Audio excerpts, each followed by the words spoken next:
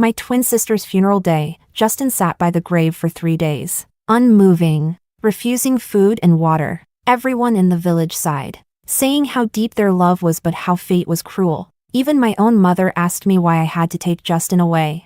It was as if everyone chose to forget that Justin had been my husband for 32 years. At midnight I wandered across the main road in a daze. A truck bore down on me. I could have dodged it, but I didn't want to dodge anymore. Justin shoved me out of the way and fell into a pool of blood. He begged me, if there is a next life, return him cleanly to my sister. What did he mean by cleanly? I laughed. A mad sound. When I opened my eyes again, I was back in the winter of 1977, the moment everything in my life began to be scrambled. Chapter 1. Diana. Are you really not going to be with Justin? Besides your sister, he's one of only 2 people from the village who passed the college entrance exam. He's one of the best young men here. Diana tugged at our mother's hand and acted coy. Mom, I'm going to study in the city. Of course I can find a man there. Why hang on to Justin? A country boy? Seeing our mother's resistance soften, Diana pressed the advantage. It's not that he's bad. Why don't you match Justin with my sister since she's still single? Keep the good fortune in the family. No. No, Mother waved her hands. Firm, you can take your sister's place at university, but absolutely not Justin. The villagers would laugh at us. Mom, Diana flung herself toward the wall, feigning a dramatic fit. If you don't agree, I'll smash my head against the wall and die. Mother clung to the theatrical Diana from behind and cried, My darling, don't do this to your mother. I agree. Isn't that enough? I stood outside and watched their little performance through the crack in the door. So that's how it was. So that was it. In my previous life I did like Justin, but I never crossed the line, neither said nor did anything improper. When I later learned that my sister and Justin had started seeing each other, I felt hurt, but I didn't show it. In daily life I avoided Justin completely, not even speaking to him first. Then one day Justin came to our house to find my sister, and somehow the whole village caught Justin and me in bed. It turned out my sweet sister and my dear mother had cooked the whole thing up. In my previous life I felt guilty for years because of that. So I willingly gave my precious university spot to my sister. She became the college student Elena, while I, under her name Diana, married Justin. So she and my mother had been coveting my university chance all along. My dear sister, fine. Keep the man. Give me back my chance at university. 1 month left and I'll leave the village for Jing University. Chapter 2. Elena. I looked up at the voice and saw Justin standing not far from my house, waving at me. He was handsome and tall, the sort girls liked. But all I could picture was him falling in blood and begging me in that voice, if there's another life, return him cleanly to my sister. Elena, I'm calling you. Can't you hear me? Justin, seeing I didn't respond, didn't bother with propriety. He grabbed my wrist and pulled me toward the small grove. I shrugged his hand off and spat at his face, furious. Justin, get help if you're sick. Don't drag me into your craziness. Don't forget you're my sister's boyfriend. Justin froze and studied my expression closely. The moment he called me, I knew Justin had been reborn too. I hate how well I know him, but he clearly didn't know me the way I knew him. Justin made a quick conclusion, only he had been reborn. He couldn't contain his excitement. This life no one could stop him from being with Diana forever. Seeing me turn to leave, Justin murmured in a low voice, half to himself and half a warning, Elena, call me a fool. Say it's nonsense. Whatever. I have to say this. If you stop liking me, I don't like you at all. I only like your sister. If I marry you, I'll get sterilized. I won't give you a child. We'll be a pair of resentful spouses for life. Justin knew exactly where to strike. In my previous life I never had a child. I visited the hospital countless times trying to get pregnant. Tried all sorts of folk remedies. And once I lost 20 to 30 pounds in a month. Justin had once held me and said it was fine if we didn't have children, just him and me for life. I believed I had married a good man and gave myself to him and his family. But he was the one who made it impossible for me to get pregnant. How dare he blame it all on me in the last life? People can always be worse than you imagine. I kept walking until I closed the courtyard gate, then slid down and knelt on the ground. I touched my face, it was wet. He didn't love me. So why marry me? To abuse me? To use me? To squeeze every ounce of value from me? And yet, if he didn't love me, why did he shove me away and use his life to save mine? Mom's calling you in to cook. Diana came out, utterly unconcerned by my strange behavior. Shouting at me, I looked at the twin who resembled me by 7 or 8 parts, 2 people, 2 fates. Diana had always known how to flirt and charm. I was reserved and rarely smiled. My mother favored taking Diana out to be praised by others. She raised Diana to be fair-skinned and spoiled. My looks were the cheaper version, dark, thin, and hollow. What are you looking at? Diana asked. I wiped my tears away and snapped back. First, I'm your elder sister. Use the proper title before calling me. Second, cooking isn't only my job. You can cook too. I pushed past her with my shoulder and went straight inside. I figured it out. In my last life I was too soft. So people took advantage of me. This life I'll be a firecracker. Whoever messes with me will get blown to bits. Chapter 3. Elena. Don't you think Mom's getting old? Just 2 days of housework and her back already hurts. I glanced at my mother indifferently. It wasn't her back that hurt, it was her eyes that couldn't stand the sight of me. I'd been helping with chores since elementary school, and as I grew up, I became the main one doing them. Now I'd only rested for 2 days, and already my mother's face twisted with displeasure every time she looked at me. But Diana, who never lifted a finger even if a soy sauce bottle fell, she never said a word to her. When my mother saw I didn't answer, she slammed the kitchen knife down and pointed at my nose. Elena, you just got into college and your wings have already grown hard. Huh? You don't want to work around the house or in the fields? Are you planning to rebel? Maybe I should just let Diana go to college instead. So that's her real face. Fine, I'd play my move. I rushed out of the house, crying and shouting as I ran. I don't want to live anymore. I worked so hard to get into college, and now my mother wants me to give my spot to my sister. I might as well die. Elena, come back. We can talk. My mother ran after me, trying to shut me up. But stop. No way. Die? Also no way. I ran around the entire village, making sure every villager heard just how biased my mother really was. In my last life, I suffered because I kept everything bottled up. Not this time. Verbal warfare? I'm a natural. When I judged the timing right, I slowed down and ran toward the riverbank. Soon, Monica, a kind-hearted woman from the village, caught me in her arms. I buried my face in her chest and cried loudly, repeating over and over how unfair my mother was. Each time my mother tried to drag me away, Monica blocked her. Enough! The village head stepped out of the crowd, face dark. He scolded my mother. Mary, is it true you said your younger daughter could take her sister's place and go to school? My mother tried to deny it, but I let out an even louder wail. The villagers began criticizing her and Diana in unison. Her face turned bright red. She cared about her reputation, and now she'd lost it completely. She looked at me for help, but I just kept crying. Then she looked for Diana, but my sister, always worried about her image, hid behind the crowd, avoiding her gaze. Finally, my mother gave up and stammered, I was only joking with Elena. Joking? You think this kind of thing is a joke? Ever since your husband passed, you've been acting out of line. The village head snapped. Let me be clear, if this substitution thing gets mentioned again, it'll be a crime. Yes, I understand, my mother said quickly. My eyes met my sister's across the crowd, her expression twisted with resentment. I knew this wasn't over. Ever since we were little, anything that was mine and caught her eye, she took. No asking, just took.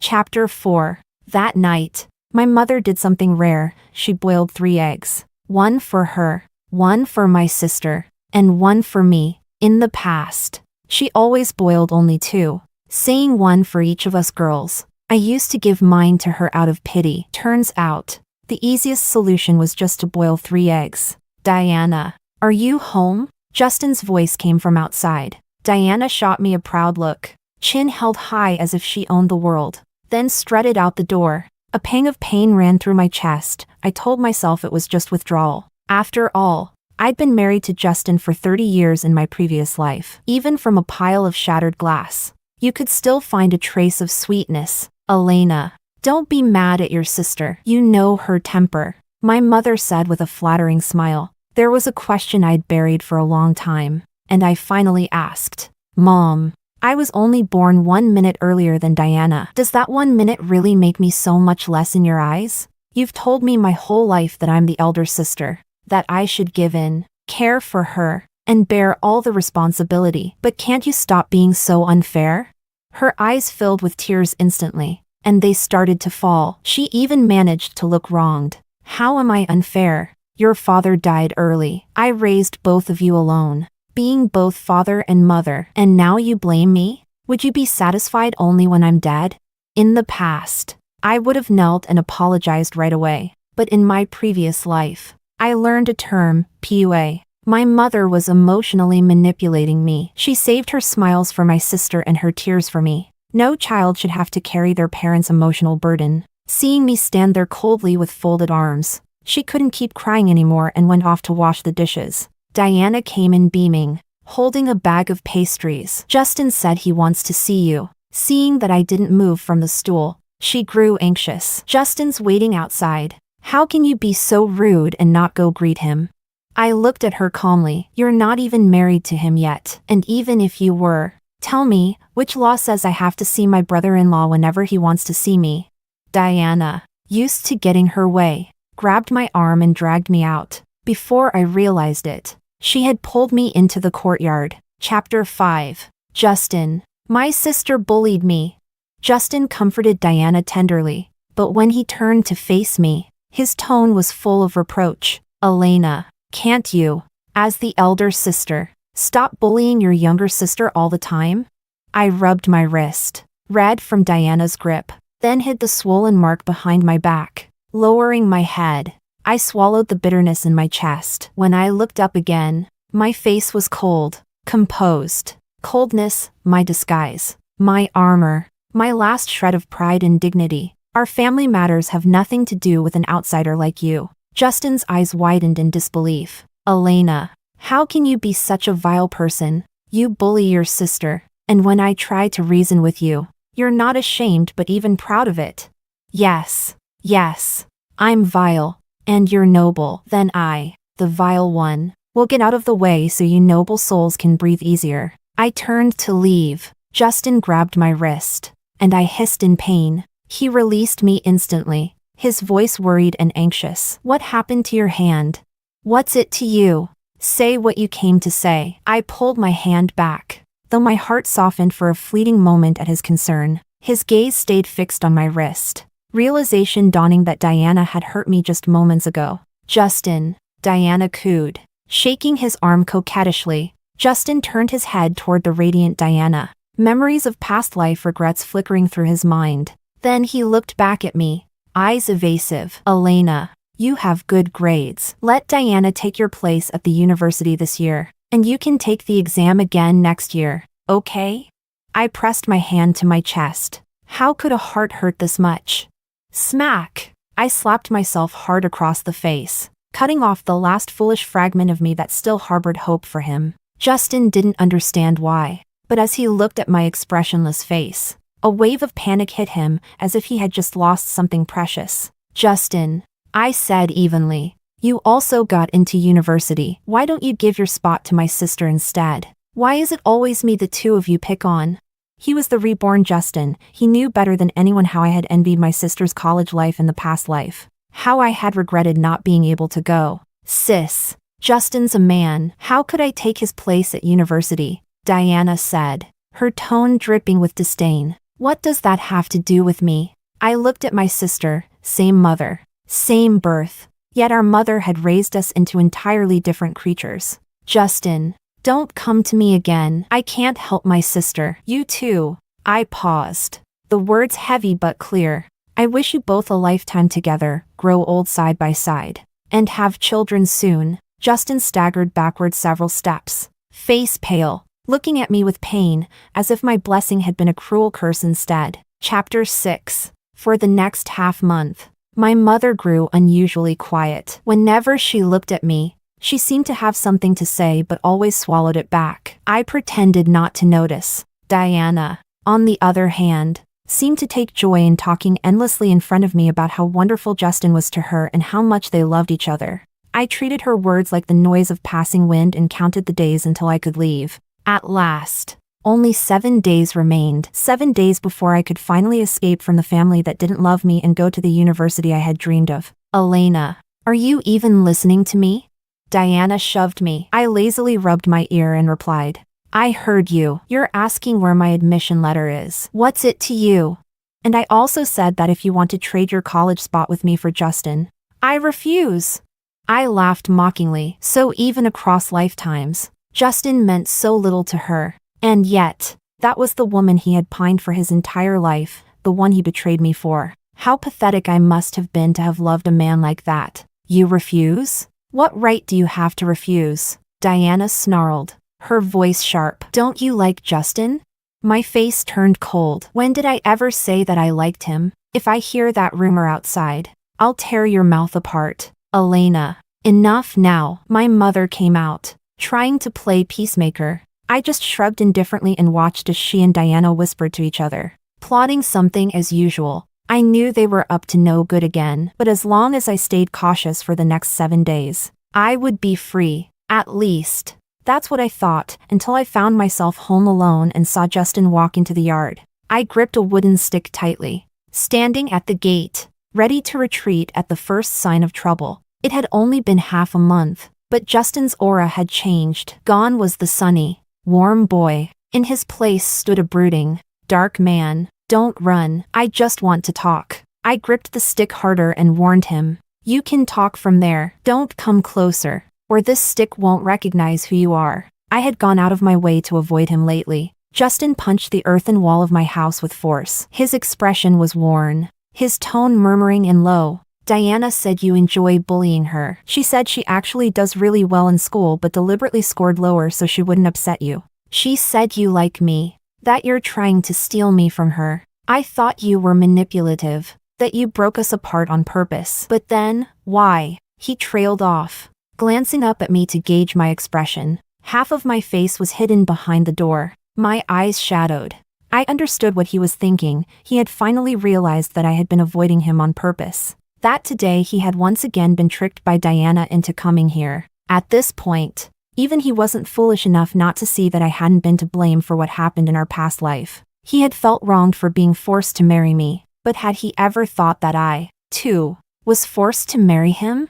Justin stepped toward me slowly, his gaze locking onto me with painful sincerity. Elena, you're the only one who was ever truly good to me. I swung the stick straight at his head. Get out! If you come any closer, I'll scream molester. One accusation like that, and your whole future will be over. Don't scream, I'll go. Justin ducked and ran, clutching his head, choosing his future over his pride. Chapter 7. Diana suddenly burst out from the shadows, shouting, How could you drive Justin away from me?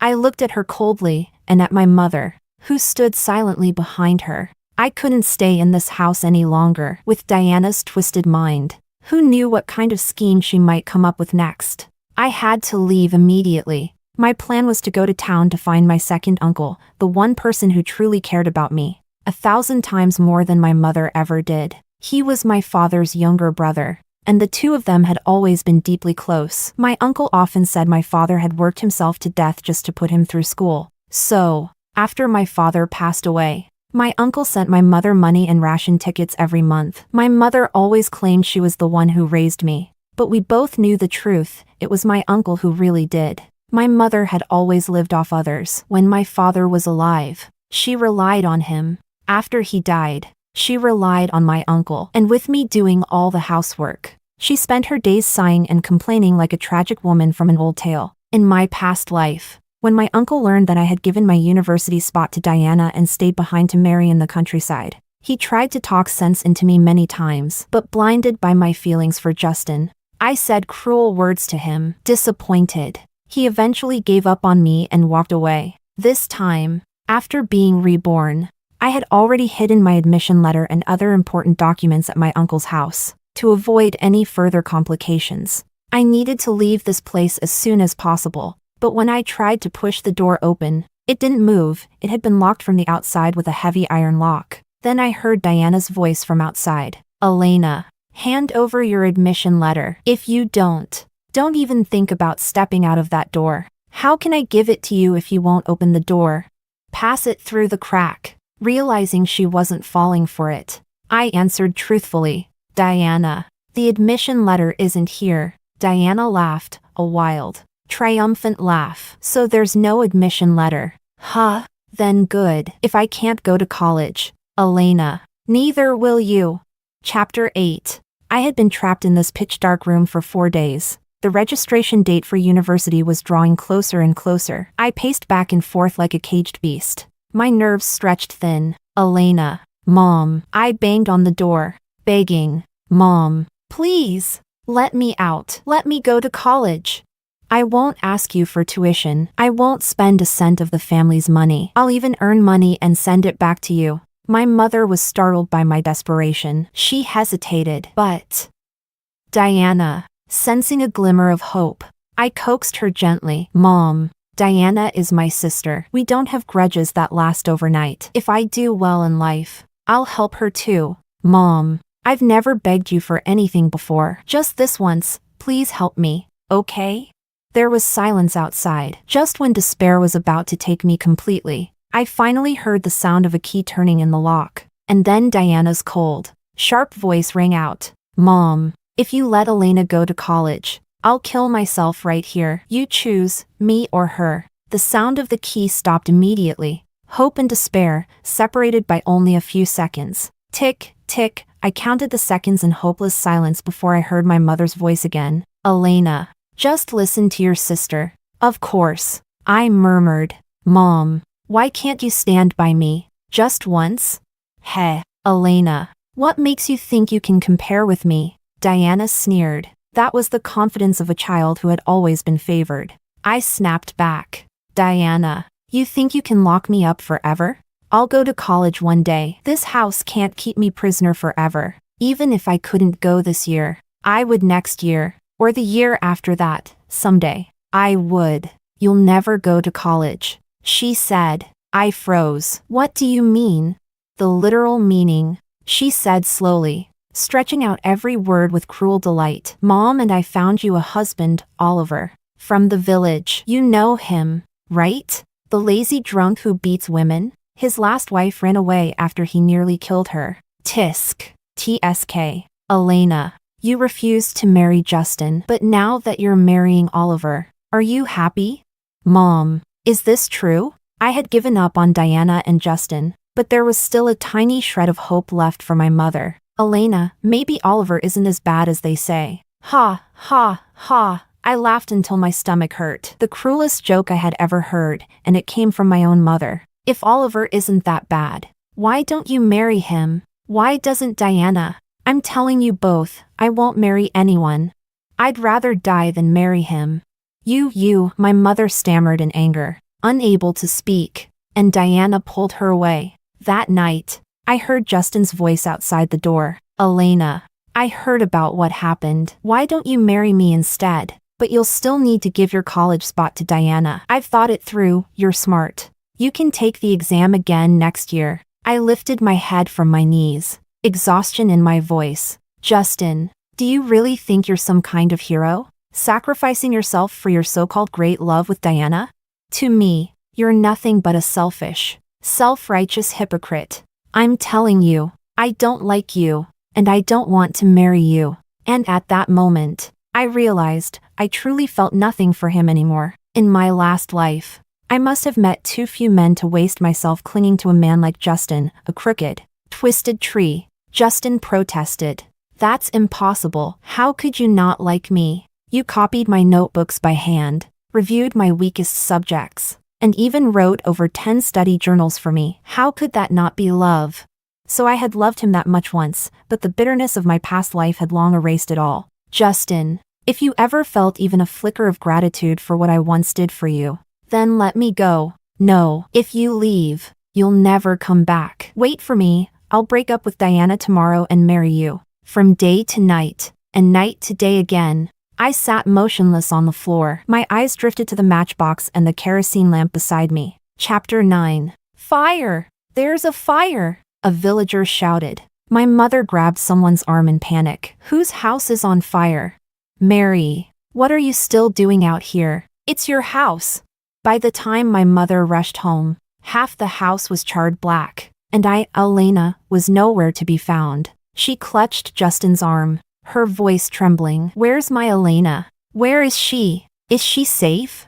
Justin shoved her away, his eyes burning with anger. She's gone. She's never coming back. He blamed my mother. He knew that if she hadn't pushed me so hard, I wouldn't have run away so desperately. Gone, not coming back? My mother's voice quivered as she collapsed to the ground, dazed. She didn't care about the burned-down house or the fact that Diana hadn't returned. For a brief moment, she seemed to awaken to the faint echo of a mother's love for me, but it was too late. Justin had been among the first villagers to arrive to help put out the fire. When he saw how fierce the flames were, he wanted to rush in blindly to save me. But my second uncle was faster. He covered himself with a soaked quilt and charged straight into the burning room. When I came to and saw my uncle, I threw myself into his arms and burst into tears, this time from the depths of my heart. I hadn't meant for things to go that far. I only wanted to burn down the wooden door to escape. But I had underestimated how fast the fire would spread. The blaze swallowed the room in moments,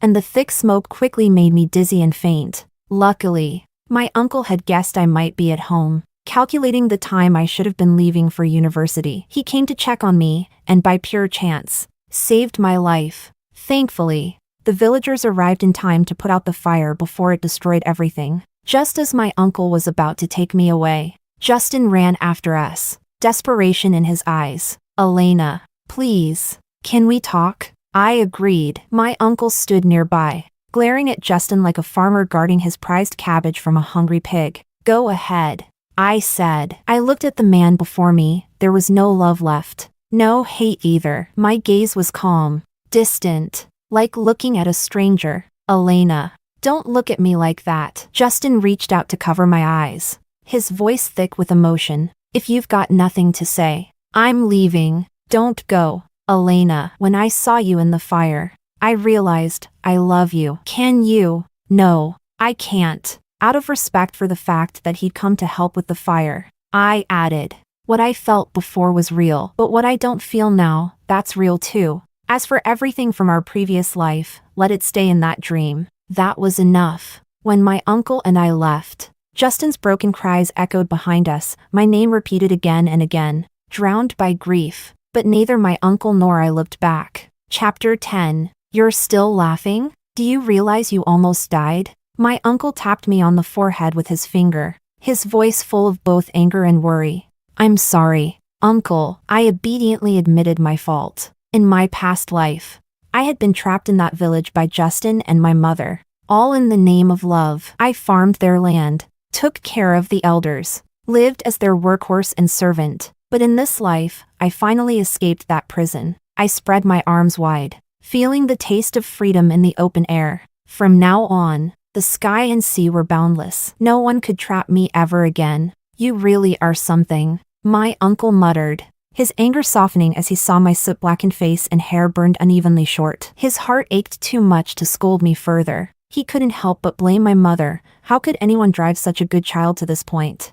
I grinned. That's why Aunt says my temper's just like yours. Oh, so you're looking for a beating? My uncle raised his hand, but he was smiling too. When we arrived at his house, I froze at the doorway. The bright, spotless living room looked too warm, too clean, a place I didn't dare to step into. What's wrong? You waiting for an invitation? My aunt had already prepared dinner and smiled kindly at me. When I still hesitated, she came over and gently pulled me inside. That day at my uncle's house was the only truly happy day I had experienced since being reborn. That night, I woke to the sound of my aunt and uncle talking softly in the next room. My aunt's voice trembled, heavy with tears. You've been helping your brother's family for years, and I never said a word. But look at Elena today. She's skin and bones. How could your sister-in-law raise her like that? Enough, my uncle said quietly. Don't let the child hear you. No, I won't stop.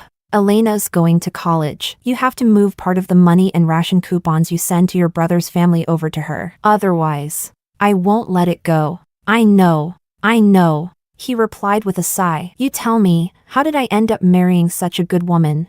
I clamped my hands over my mouth, stifling my sobs. Because of my family. My uncle's life hadn't been easy all these years. Even my cousins had chosen to live at school to save money. They were such good people, how could I bring them any more trouble?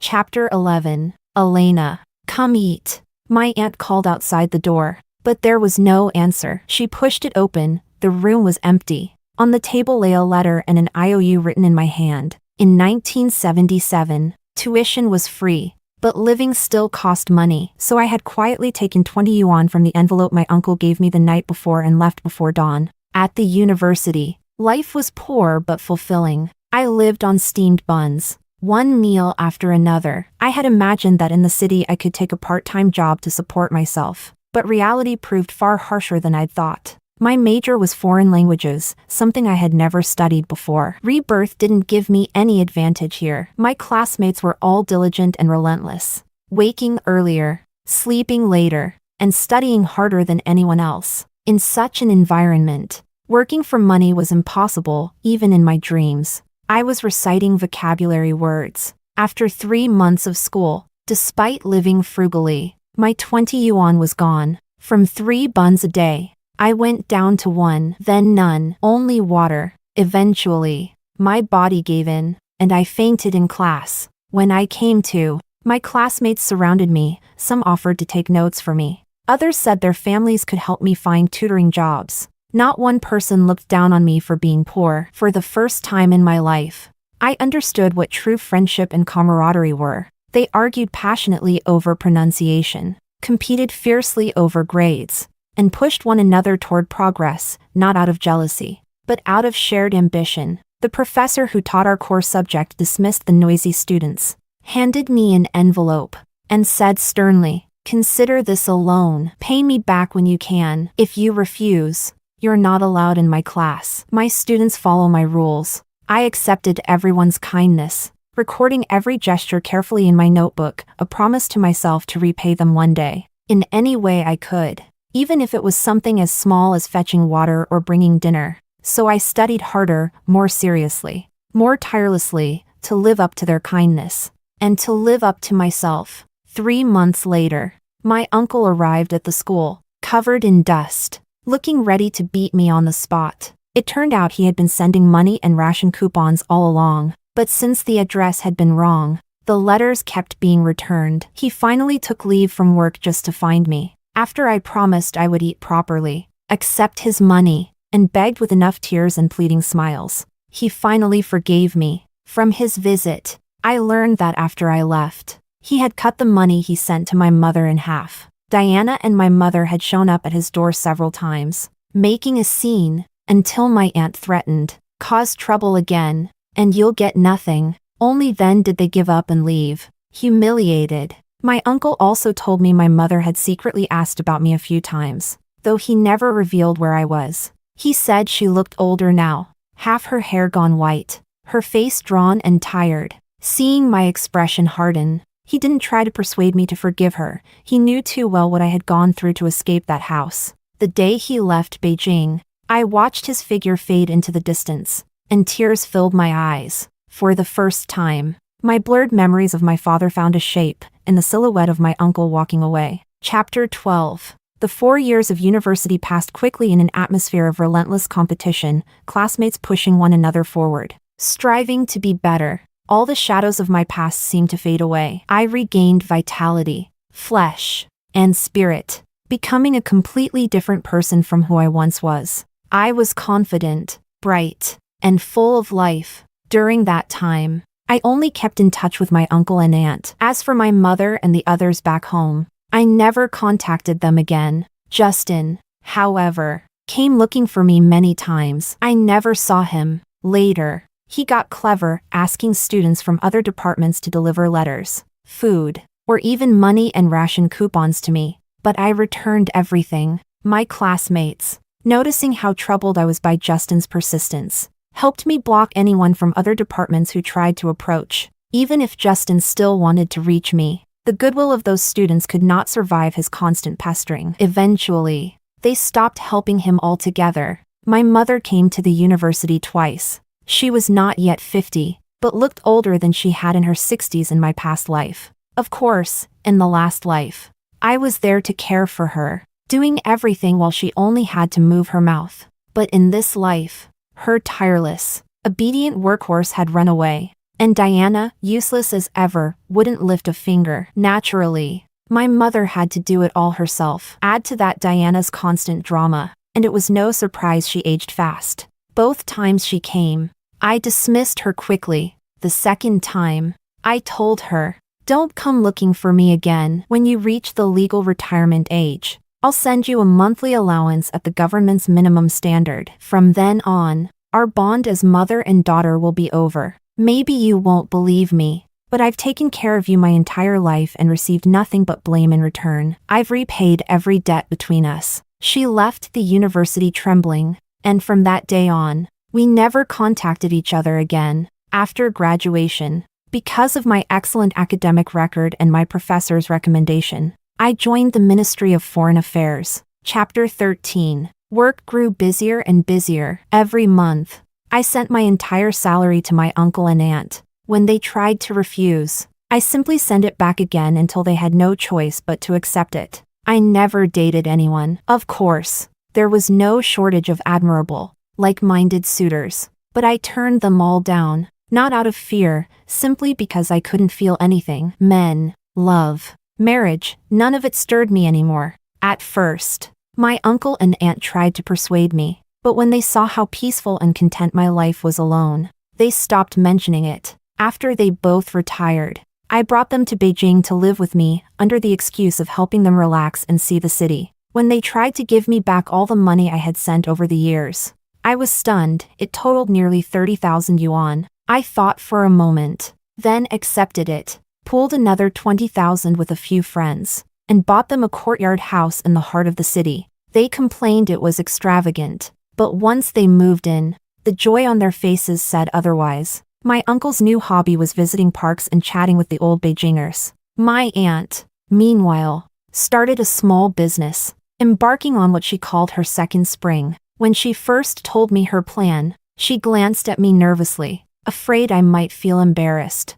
I smiled and said, "As long as you're happy, I'll always be your strongest supporter." I would never forget the warmth of her hug that day, the same arms that once pulled me into her home when I was afraid of dirtying her clean floors. Later, when my cousins grew up and started working, I encouraged them to come to Beijing too, partly because the city offered better opportunities, and partly because, selfishly, I wanted to keep my family close, even if I couldn't see them every day because of work. Just knowing there were people waiting for me at home steadied my heart. My words carried weight in the family, and my cousins respected my opinion. They truly came to Beijing to build their futures, as long as it didn't violate any official rules. I did everything I could to help them: housing, food, transportation, job introductions. They told everyone I was like their real older sister. I listened with a gentle smile. You reap what you sow. I was the fruit of my uncle and aunt's kindness, and I thought,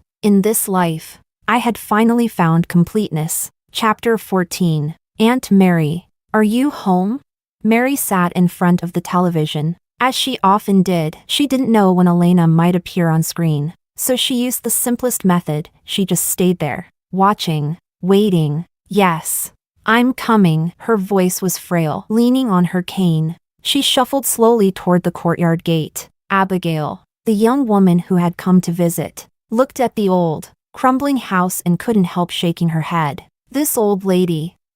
She'd favored her younger daughter when she was young, driving away the capable elder one. The younger daughter had married a college student from the same village, while the elder daughter left, never to return. Now, in her old age, the woman longed for the very daughter she had once cast aside. She stayed alone in the decaying home, saying only that she didn't want her eldest daughter to come back one day and find no house left. Abigail knew who that daughter was, the brilliant woman she often saw on television, speaking on behalf of the nation with calm authority. Well, she thought, pitiful people often have themselves to blame. "Auntie," Abigail said softly, handing her an envelope. "This is the living allowance Elena sent for you this month." Mary accepted it carefully, tucking it close to her chest pocket, the only link left between her and her daughter. Ever since she turned 60, Elena had kept her promise. sending money every month as she said she would. Auntie, Abigail added, that room that burned down 20 years ago is still half ruined. You should use some of this money to have it repaired.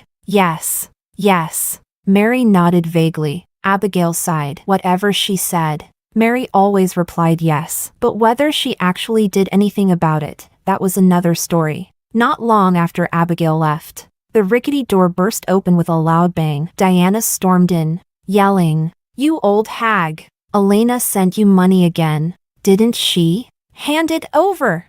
You're watching TV again? Keep watching, Elena's not coming back." After a few more rounds of shouting, Diana finally snatched the money and strutted out. Satisfied, Mary sat motionless, murmuring over and over, "Sins, it's all sins." Outside, Diana spent all the money with her lover before swaggering back home. "Where have you been?" Justin asked listlessly. "None of your damn business," Diana snapped, her eyes full of disdain as she looked at the withered man before her. Justin noticed the red marks on her neck. Rage burst through him. He lunged at her, shouting, "You cheating whore! I want a divorce." But the once handsome Justin was now little more than skin and bones, no match for Diana's heavy frame. She pinned him to the ground and beat him mercilessly. When she'd had enough, she spat in his face, "Peh," and walked out with her usual arrogant stride. Justin lay there, unmoving, staring blankly at the ceiling. How had his life come to this? Because he couldn't have Elena. He had married Diana, and she had turned his home into chaos. His parents had died from anger and grief. He had given up on himself, stopped working, stopped going out, spending his days locked in endless fights with Diana. But somehow, the Diana who had died early in his previous life now thrived in this one, growing stronger as he withered away. Without Elena, he realized, he was nothing, and Elena, without him, had only flourished. "Elena, come back," he whispered weakly. "Come back. I don't want that wretched woman anymore. I only want you." He reached a trembling hand toward the blazing sun, but the sun said nothing, it only hung silently in the sky.